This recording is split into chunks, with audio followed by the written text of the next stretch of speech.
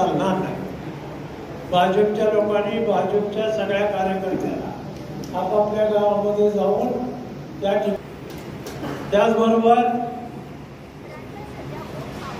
शिंदे सेनेच्या साठी सरकार येतात, शिंदे सेनेच्याही सगळ्या कार्यकर्त्याला आपण गावगावच्या कामाला लावलं पाहिजे. आम्ही आमच्या लोकांना सगळ्याला कामाला लावलेलं आहे. आमच्या 3 बैठका झाल्या आतापर्यंत. त्याच्या अगोदर एक वाड्याची कार्यकर्त्याचं मनोबल जाणून घ्यायला मी मीटिंग लावली होती. म्हणून मी आपल्या सगळ्याला विनंती करणार आहे की आपल्याला ही करण ती करण म्हणून चालणार नाही. आपापल्या गावातले आपापले कार्यकर्ते आपण व्यवस्थित कामाला लावले पाहिजे. अलीकडच्या काळामध्ये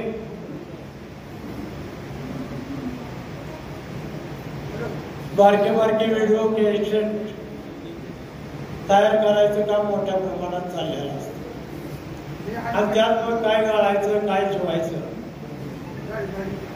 या ठिकाणी गेले 3 महिन्यांत बघतोय की आपले खासदार निंबाळकर ते आलेच नाहीत गावात, निधीच दिलं नाही. त्याला आपण सगळीकडून उत्तर दिलं पाहिजे. कोरोनामध्ये 2 वर्ष गेली, त्यात एक पैसा मिळाला नाही खासदाराला. आणि खासदाराला निधी किती मिळतो? 6 तालुक्याला 5 कोटी आणि आम्हाला मिळतो एका तालुक्याला 5 कोटी.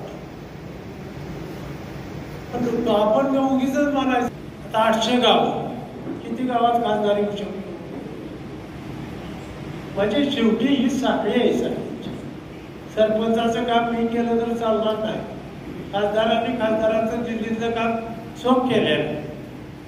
आज निरेचं पाणी उजनीमध्ये 1 महिन्याच्या आत येतंय. आपल्या उजनी धरण जवळजवळ 95% काम पूर्ण झालं. तरी सुद्धा निऱ्याला पाणी येतं का नाही हा प्रश्न आहे. आणि म्हणून खासदारांनी कृष्णेचं पाणी निरेमध्ये आणायचं आणि निऱ्याचं पाणी उजनीत आणायचं असा महत्वाकांक्षी प्रकल्प सुचवला. पाटबंधारे मंत्री देवेंद्र फडणवीस साहेबांनी त्या 2000 कोटीची तरतूद केली. आता आपल्याला माहिती आहे बोगदा करायचा म्हणलं तर पहिल्यासारखं 25 वर्ष लागत नाही. आपण बघितलं रेल्वेचे बोगदे, जसं बोर घेतो आपण तसं आता मोठ्या मशीन निघाले बोरच्या. त्यामुळं कृष्णेचं पाणी आणायचं जर ठरवलं तर केंद्र सरकारने 30,000 कोटी रुपये द्यायचं आपल्या खासदार साहेबाला पाटबंधारे मंत्र्यांनी मान्य केले. आणि हे जर आपण काम केलं, कृष्णेचं पाणी जर मिळत आलं तर आपल्या पुढच्या पिढ्याच्या 10 सुखी होणार आहे. आज आपल्याला माहिती आहे उजनीची अवस्था काय आहे. खाली अक्कलकोटपर्यंत पाणी गेलं, बार्शीला गेलं, उत्तर सोलापूरला गेलं. पूर्वी आपल्याला पंढरपूर, माढा, मोहोळ 2-4 तालुक्याला पाणी होतं, काय अडचण आली नाही. आता सोलापूरची दुसरी पाईपलाईन होती. दुसरी पाईपलाईन झाल्यानंतर भीमा नदीचं काय होणार? भीमा नदीत पाणी कोण सोडणार?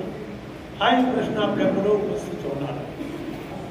आणि आपल्या जिल्ह्यातले काही मंडळी त्यांनी मीटिंग झाली आणि त्यांनी भीमा नदीवर सर्वे करायचे आदेश दिले. त्याचबरोबर शिना नदीवर स्विच बांधायला आपल्या पाटबंधारे मंत्र्यांनी तत्वता मान्यता दिली. आणि ही कामं सगळी करायची असतील तर आपल्याला सगळ्याला आपल्या निंबाळकर खासदारांच्या मागं, भाजपच्या मागं उभं राहावं.